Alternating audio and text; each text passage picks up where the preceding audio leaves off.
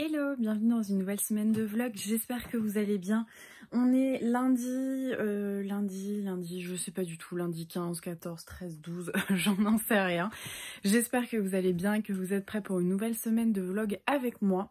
Il est à peu près 14 h, ce matin j'ai pas mal bossé pour Hurlevent, donc ma maison d'édition que j'ai fondée avec comme associés Marion et Alexia des Contes par un soir d'automne et My Book Vision. Je vous invite à regarder en lien, donc le lien qui est dans la barre d'infos si vous voulez aller vous abonner au compte Instagram des éditions Hurlevent et puis suivre un petit peu notre avancée. J'en parle un peu de plus en plus parce qu'on se révèle de plus en plus dans le projet, mais c'est vrai que j'ai été bien occupée ces derniers temps avec ça et je pense que ça vous explique un petit peu plus toutes ces fois où je disais oh, j'ai bossé toute la journée mais je peux pas vous dire quoi, donc voilà, donc ce matin j'ai pas eu le temps d'ouvrir la caméra et en fait je me suis bloqué le dos ce week-end, donc j'étais pas en très grande forme.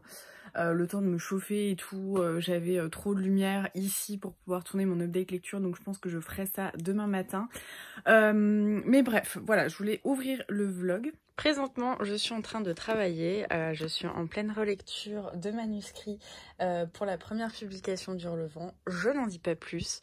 Je me suis fait un petit café et voilà, je suis en train de me poser pour relire. Et ensuite, j'attaquerai ma nouvelle lecture qui sera... Tadam, le nouveau Joël Dicker, donc l'affaire Alaska Sanders, qui est la suite de Harry Kéber. Ça fait très longtemps que j'ai pas suivi Harry Kéber, que j'ai pas lu Harry Kéber. Donc je sais pas trop ce que ça va donner, mais voilà, mon chéri me l'a acheté l'autre jour, donc je suis assez contente. Je trouve ça plutôt cool qu'il ait repris un peu les visuels qu'il avait chez... comment ça s'appelait ? Mince, je sais plus comment il s'appelait son éditeur avant, mais bref, donc en fait il a fondé sa propre maison d'édition pour éditer ses bouquins, ce qui est plutôt malin, je dois dire. Mais voilà, j'ai hâte de le lire. Souvent les Joël Dicker, vu qu'il y a du suspense et que c'est plutôt bien mené, j'ai vachement envie de les lire. Il fait 600 pages, on va voir comment je vais avancer, sachant que là en ce moment je lis aussi toute la journée, donc on va voir si ça va influencer mon rythme de lecture. Mais voilà, j'ai pas mal hâte de lire cette nouveauté. Pour le moment je n'ai vu aucun avis, je ne cherche pas à avoir des avis, donc j'espère que j'arriverai à le lire avant d'avoir, avec aucun a priori, ça serait plutôt chouette.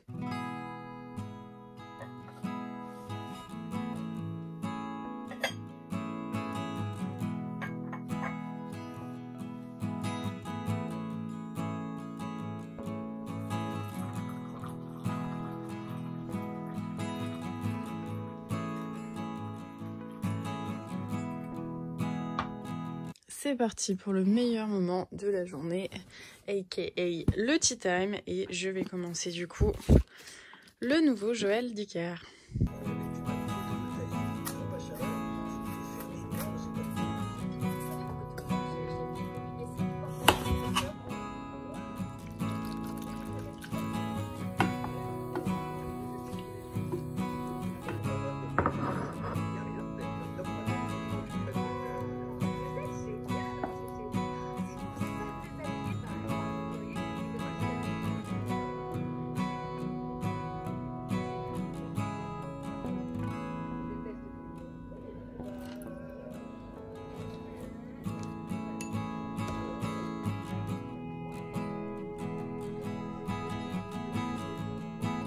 Hello, on est mardi, il est bientôt midi. Je voulais vous faire un petit coucou et petit bilan de la matinée. J'ai pas mal travaillé pour Hurlevent, donc voilà, j'ai pas fait de vidéo avant ça. Qu'est-ce que je voulais vous dire? Là, je m'apprête à tourner mon update lecture et je voulais aussi vous parler de la lecture que j'ai faite hier, puisque comme vous avez dû le voir dans les clips précédents, j'ai commencé le nouveau roman de Joël Dicker. Donc j'ai commencé hier vers 17 h l'affaire Alaska Sanders, donc qui est le nouveau roman de Joël Dicker, qui apparemment clôt un petit peu tout ce qui est imbriqué autour de l'affaire Harry Kéber. C'est-à-dire qu'après il va sortir de l'univers Harry Kéber, donc on suit évidemment Marcus Goldman, donc cet écrivain, et donc on le revoit après toute l'histoire de l'affaire Eric Hébert. Et il va en fait réenquêter avec comment il s'appelle, Gawalowood. Oh, putain, je sais plus comment il s'appelle, quelle horreur. Gawalowood. Moi aussi, c'était ça. Et en fait, il va donc réenquêter avec Perry sur l'histoire d'Alaska Sanders, donc une jeune femme de 22 ans qui avait été retrouvée morte sur la plage, dévorée par un ours, et en fait, elle avait été préalablement tuée. Et on va voir un petit peu comment ils vont réouvrir l'enquête. J'en dis pas plus. Clairement, j'ai bien aimé. Je pense que de toute manière, je n'aurais pas continué à le lire dans la nuit si ça n'avait pas été le cas. Je me suis couchée à minuit et demi. En fait, juste, je pouvais pas m'arrêter. Il était 22h. Je me suis dit, bon, soit je l'endors, soit je le termine parce qu'il me reste 200 pages. Et je l'ai terminé. Donc voilà, la lecture a été franchement rapide. Mon avis, c'est que c'est Joël Dicker qui fait du Joël Dicker. Alors, c'est pas péjoratif ce que je dis. C'est très bien, ça fonctionne parce que c'est effectivement Joël Dicker, parce que c'est un maître dans l'art de nous promener, de nous envoyer sur des directions, d'avoir des choses qui changent tout au tout, ou d'un autre côté on suit la confusion et des enquêteurs et du lecteur et on comprend plein de choses qui s'imbriquent et tout ça. C'est très bien mené, on vogue entre plusieurs temporalités, vraiment c'est solide quoi, c'est bien fait, ça marche, ça accroche le lecteur, c'est top. Après j'ai moins ce côté explosion un peu du cerveau et en mode waouh, parce que c'est Joël Dicker qui fait du Joël Dicker. J'ai un peu ce sentiment là, c'est comme le nouvel album de Stromae. On m'a demandé l'autre jour ce que j'en pensais, je disais bah c'est Stromae qui fait du Stromae, c'est bien, mais du coup on n'a pas cette surprise parce qu'on est habitué à la maîtrise de l'art par cet artiste et là par cet écrivain. Donc voilà, c'est Joël Dicker qui fait du Joël Dicker, je peux pas mieux le dire. C'est pas décevant, mais c'est pas incroyable non plus parce que si on a lu toute l'œuvre de Joël Dicker, on est habitué à ce type de construction qui revient. C'est sa signature, c'est sa patte, c'est sa marque de fabrique. Donc soit on aime, soit on n'aime pas. Moi j'ai trouvé que c'était super parce que pour que je continue à lire jusqu'à minuit et demi et que je le termine d'une traite comme ça, c'est que c'était accrocheur. Mais j'ai pas vraiment cette explosion comme j'ai pu l'avoir quand j'ai lu pour la première fois La vérité sur l'affaire Eric Hébert ou le livre des Baltimore, parce que c'est le 5e, donc on est habitué à son style, donc on se laisse porter par l'histoire, mais je pense qu'il y a moins cet effet de truc impressionnant. Ça reste hyper bien fait, on va pas faire les difficiles, donc voilà, mais je pense que c'est aussi pour ça, peut-être voilà, c'est pas révolutionnaire dans l'œuvre de Joël Dicker, ça s'insère dans sa marque, dans ce qu'il a l'habitude de faire, mais en même temps c'est cool parce qu'on n'est pas déçu, on sait ce qu'on achète, mais voilà, il n'y a pas forcément de surprise, mais en tout cas j'ai beaucoup aimé, c'était vraiment chouette, et voilà, je suis pas déçue, je suis pas extrêmement surprise non plus, c'était une très bonne lecture, et puis voilà, encore une fois, je l'ai lu à peu près d'une traite, donc je pense que ça parle quand même sur le potentiel accrocheur, sur le suspense, etc. J'avais vraiment envie de savoir. J'étais plutôt contente parce que ma prédiction s'est réalisée. J'avais un petit doute sur un personnage et c'était ça, donc je commence à voir, donc la prochaine fois Joël Dicker, faut vraiment que t'envoies du pâté parce que sinon je vais encore deviner et ça va commencer à me décevoir. Mais non, franchement très bien, vraiment solide, vous serez pas déçus si vous aimez le style de Joël Dicker. Update lecture tournée, je vais le monter, je pense qu'il sera en ligne mercredi matin, vu qu'en ce moment je suis pas très douée pour le mettre le lundi, je vais essayer de le mettre le mercredi matin. Je sais que vous aimez bien souvent que les vidéos apparaissent le matin quand vous allez au boulot, vous êtes dans les transports ou ce genre de choses, donc je vais faire ça, et puis après je vais voir comment j'organise mon après-midi. Je pense que je vais me remettre sur les manuscrits pour Hurlevent, et puis voilà, j'essaye de pas beaucoup lire parce que je trouve qu'il y a un moment donné où on passe totalement, on change en fait, on switch. Il y a un moment où on arrive à être dans l'analyse, dans quelque chose, dans un travail un peu constructif sur le texte, et passer un temps sur lequel on passe, je trouve que on est plus dans la lecture, et quand je dis on, c'est surtout c'est que moi en fait je sais que j'ai un stade comme ça où vraiment je lis le texte, je suis plus dans l'analyse, plus dans rien, donc j'essaye de faire des petits quotas comme ça par jour. Après peut-être que ça va évoluer puisque mon métier d'éditrice petit à petit va sans doute évoluer, mais c'est clair que pour le moment voilà, je mets un peu de temps, donc j'en fais pas trop par jour, donc je pense que je vais faire ça, me faire un petit café et me mettre sur mon texte.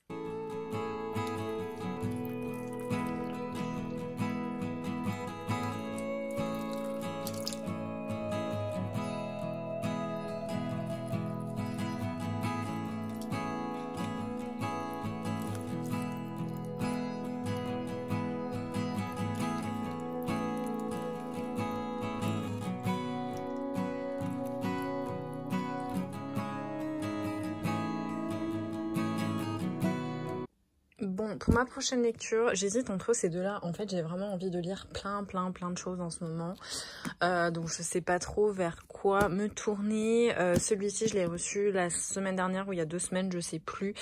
C'est le Lambeau de Philippe Lançon qui parle de sa chirurgie reconstructrice après les attentats de Charlie Hebdo. Donc, je pense que ça va être une lecture assez difficile.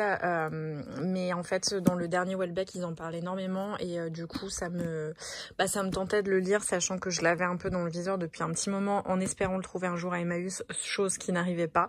Donc j'ai fini par le commander sur Momox. Et le Tracy Chevalier, prodigieuse créature, que j'ai trouvé à Emmaüs avec Marion quand j'étais vers chez elle. Du coup, voilà, j'hésite un petit peu entre ces deux-là. Donc quelque chose d'historique ou quelque chose de contemporain, mais plus difficile. Je ne sais point.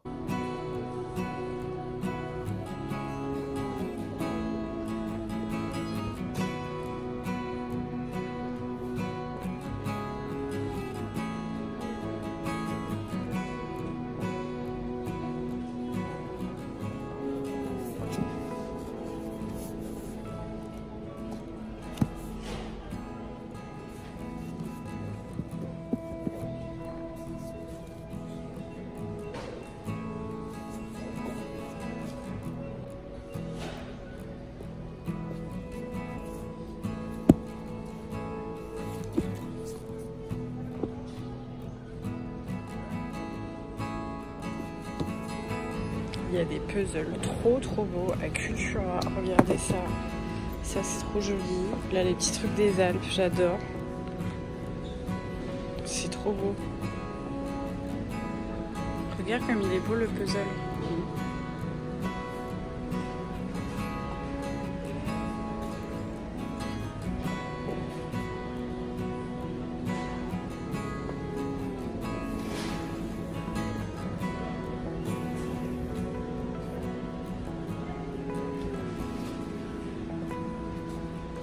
Ah bah nickel.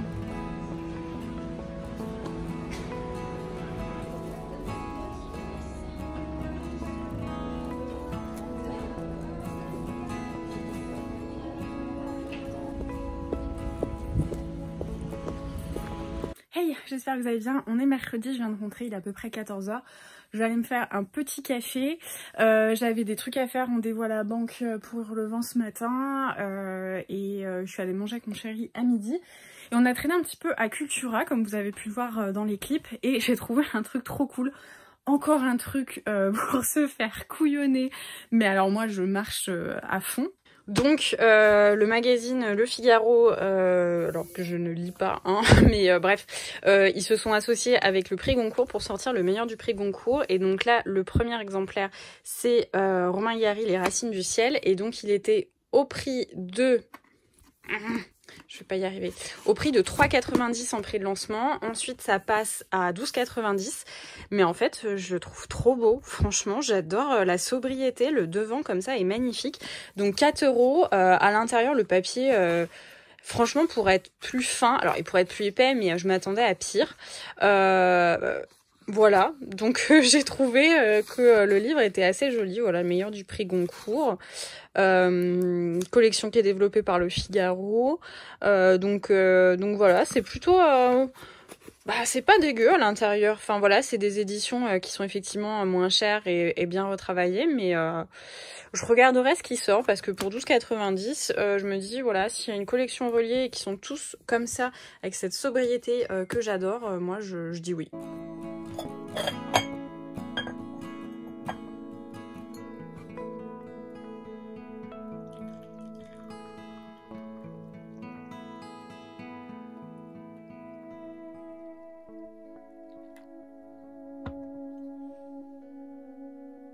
Je me suis préparé un petit plateau de thé. Je vais m'occuper de mes pommes, mais en fait j'ai eu un coup de barre, donc je ferai ça demain. Donc en attendant, c'est toujours le même goûter, mais demain ça sera un petit peu plus fancy, je vous le promets.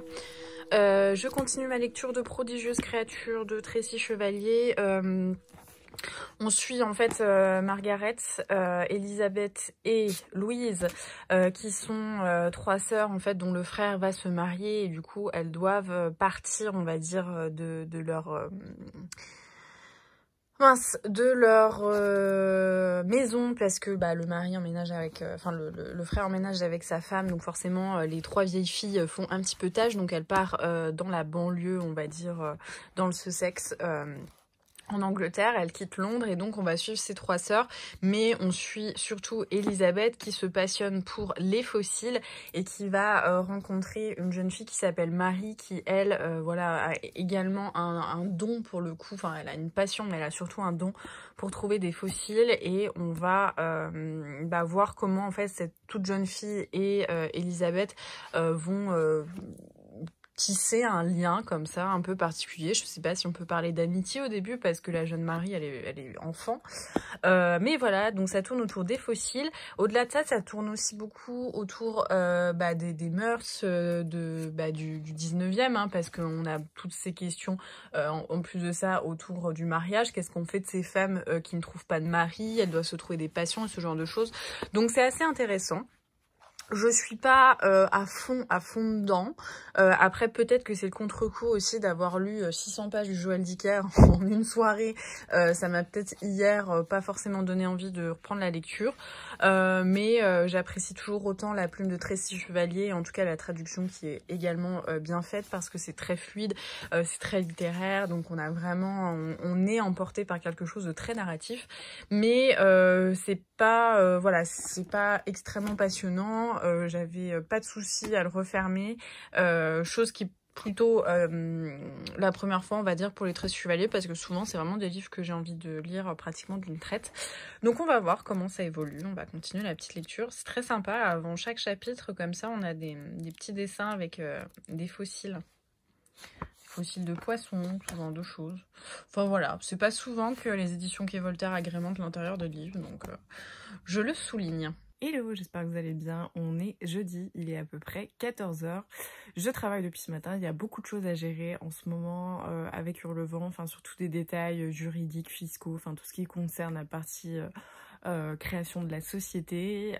Ça me change pas trop puisque c'était mon métier en tant qu'avocate fiscaliste et avocate en droit des affaires de faire ça. Donc voilà, c'est pas compliqué, c'est juste qu'il y a beaucoup de choses à gérer et que contrairement au fait de travailler dans un cabinet en équipe, bah là je suis toute seule pour gérer ça, donc je suis assez occupée en ce moment.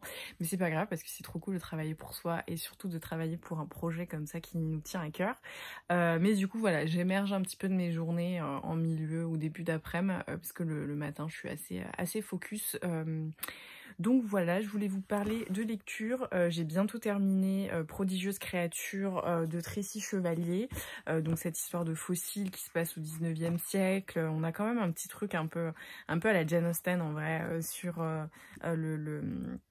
l'image des femmes, ce qu'elles doivent faire, pas faire, la réputation, ce genre de choses. Et puis il y a tout un petit côté aussi scientifique puisqu'on découvre des fossiles avec des créatures qui n'existent plus et on voit l'influence de l'Église qui disait bah non, Dieu il n'a pas créé des versions bêta qui se sont éteintes et donc on est vraiment au croisement avec toutes les théories sur l'évolution des espèces, les extinctions des espèces qui se heurtent en fait à l'Église et aux théories comme ça du clergé. Donc c'est assez intéressant.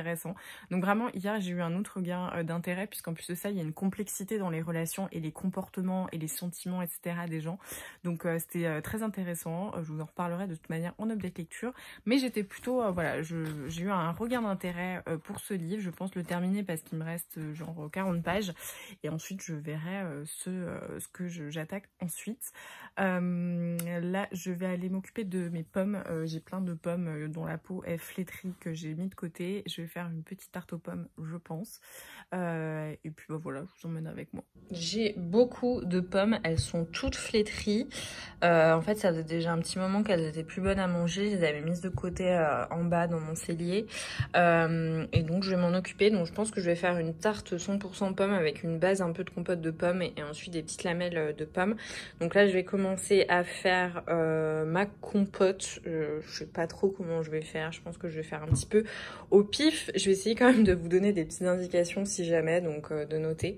Mais voilà, vous voyez, elles sont vraiment en fin de vie, mais moi, j'aime pas trop gaspiller. Donc, je pense que la chair à l'intérieur sera très bien. Il y a quelques petites parties qui sont gâtées, mais je vais pouvoir les utiliser.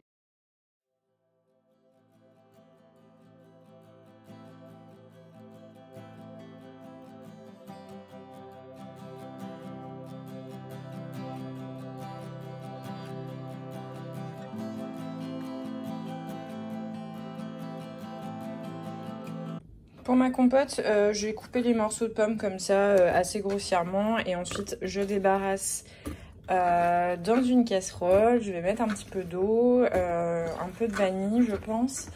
Et je vais mettre ça, du coup, sur le feu. Là, j'ai gardé mes épluchures et mes trognons de pommes. Je vais les faire infuser et je vais faire une petite gelée de pommes pour laquer un petit peu ma tarte. Et puis, voilà, pour essayer d'utiliser un maximum le produit sans faire de gaspillage. Pour les quantités, je crois que je vous ai pas dit, mais j'ai dû mettre 7 ou 8 pommes, ou 8 ou 9 pommes, je sais plus. En gros, je pense que j'en aurai plus de compote que ce dont j'ai besoin, mais c'est vraiment pareil dans l'idée de pas gaspiller mes pommes qui avaient besoin d'être utilisées. Je vais mettre un peu d'eau dedans, je sais pas, l'équivalent d'un ou deux verres par rapport à ce que j'ai. Au pire, j'en rajouterai à la cuisson. Je vais pas sucrer parce que je pense que je vais laisser des pommes et la sucrosité faire son office. Et puis voilà, je pense que ça me paraît pas mal là, par rapport à la quantité de pommes que j'ai. Je vais couvrir et puis mettre ça sur le feu. Je vais fendre une gousse de vanille, prélever les graines à l'intérieur et les mettre à l'intérieur. Pour ma pâte, je vais faire ma pâte sablée classique. Donc pour moi, elle est sans gluten. Donc je mets 150 g de beurre. Moi, je vais en mettre 300 parce que vu que j'ai pas mal de pommes, je vais faire 2 tartes. Je vais le faire ramollir un petit peu au micro-ondes. Ensuite, je mets 3 cuillères à soupe de sucre. Là, je mets de la cassonade. Bon, encore une fois, moi je vais en mettre plus parce que j'ai doublé les quantités de ma pâte. Et on va venir travailler ça en pommade. Ensuite, on ajoute 300 g de farine. Donc pour une tarte, pour 2, on en met 600 g, hein, naturellement. Pour une version sans gluten, moi j'utilise le Mix C de chez Char qui me convient très bien pour cette pâte à tarte. Et là, on mélange. Alors vous pouvez le faire avec la fourchette, moi franchement je préfère incorporer à la main. On va avoir un peu un sable et ensuite on viendra lier avec un petit peu d'eau. Là c'est le stade où on va mettre l'eau. On voit que notre farine elle s'est bien colorée avec le beurre. Qu'on arrive à faire des blocs mais qui sont extrêmement friables. Donc on va mettre de l'eau petit à petit. L'idée c'est pas d'en rajouter beaucoup mais d'avoir une texture qui permet de se rouler en fait sans se briser. Donc là, j'ajoute progressivement l'eau. J'en ai pas mis beaucoup. Donc ça colle bien, mais à la fin, l'idée, c'est d'obtenir une pâte qui n'est pas collante. Donc c'est pour ça que faut vraiment pas avoir trop d'eau dans sa pâte.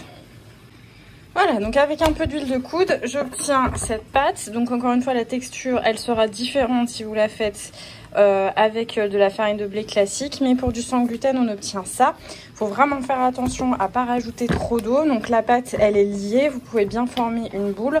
Mais vous voyez, elle est encore un peu friable. Donc c'est ce qui donnera le côté sablé. Donc voilà, on forme une boule. On l'aplatit un petit peu et on met au frais jusqu'à ce qu'on s'en occupe. De ce côté-là, mes pommes sont en train de bien réduire. L'eau s'est évaporée d'à peu près de moitié. On voit qu'on a des petits bouts qui commencent à se détacher. Donc la compote elle est en train de se faire. Donc on va les laisser mijoter comme ça tranquillement. De temps en temps, on se passe un petit coup de cuillère. Mais voilà. Je sais pas si c'est la méthode préconisée pour faire de la compote, mais ça devrait le faire. On devrait aboutir à la même chose. Mais voilà, vous voyez bien, il y a plein de petits morceaux comme ça qui sont en train de se désagréger et d'arriver un petit peu plus au stade de compote. Après, je verrai s'il faut que je rajoute de l'eau. Je sais pas trop. Ou s'il faut que je passe un coup de mixeur, j'en sais rien. Je sais pas trop. Je pense que ça va finir par se ramollir tout seul, comme quand on fait un coulis de fruits ou ce genre de choses. Donc à voir. Ça m'a l'air de plutôt bien ressembler à une compote, en tout cas un début de compote cette affaire, donc ça va, j'étais pas très loin de la méthode, hein, mine de rien. Donc je vais laisser histoire que ça devienne à peu près lisse, mais ça a l'air de faire le job tout seul, donc c'est très bien. Et là je vais m'occuper de ma gelée d'épluchures et de trognons de pommes. Bon, alors là, pour le coup, c'est vraiment un test. Donc, je vais mettre mes épluchures et mes trognons. Évidemment, prenez des pommes biologiques, hein, dans l'idée. Des trucs bio, sans pesticides. Hein, évitez d'avoir une gelée aux pesticides. Là, je vais mettre de l'eau juste pour couvrir. Ça va vraiment être un test, hein, si ça se trouve, ça va être un raté en puissance. Hop, là ça me semble pas mal, je vais pas en mettre plus. Voilà, je vais couvrir et puis je vais laisser mijoter ça à feu doux, je pense.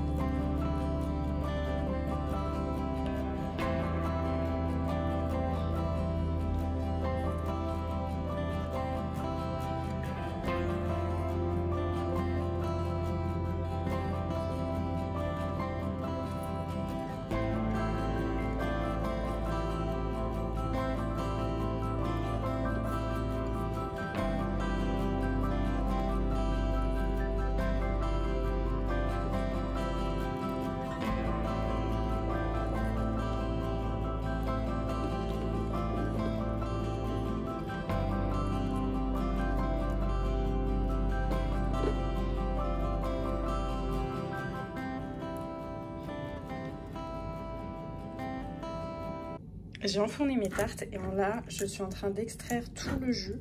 Donc j'ai récupéré l'eau de cuisson de mon jus d'épluchure et de trognon et là je presse parce que comme vous voyez, quand on appuie, mine de rien, il y a plein de choses qui ressortent. Donc on a un petit jus qui a une belle couleur, qui sont très bons. Donc voilà. Donc là je pèse en fait combien j'ai de jus et je vais rajouter la moitié du poids du jus en sucre. J'avais 300 g de jus, j'ai rajouté 150 g de sucre.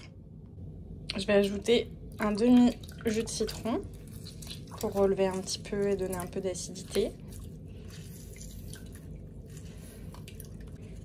Je vais ajouter un demi sachet d'agar-agar, donc à peu près 2 grammes, soit un demi sachet. Hop. Et je vais remettre ça un petit peu à frémir sur l'eau pendant une trentaine de minutes.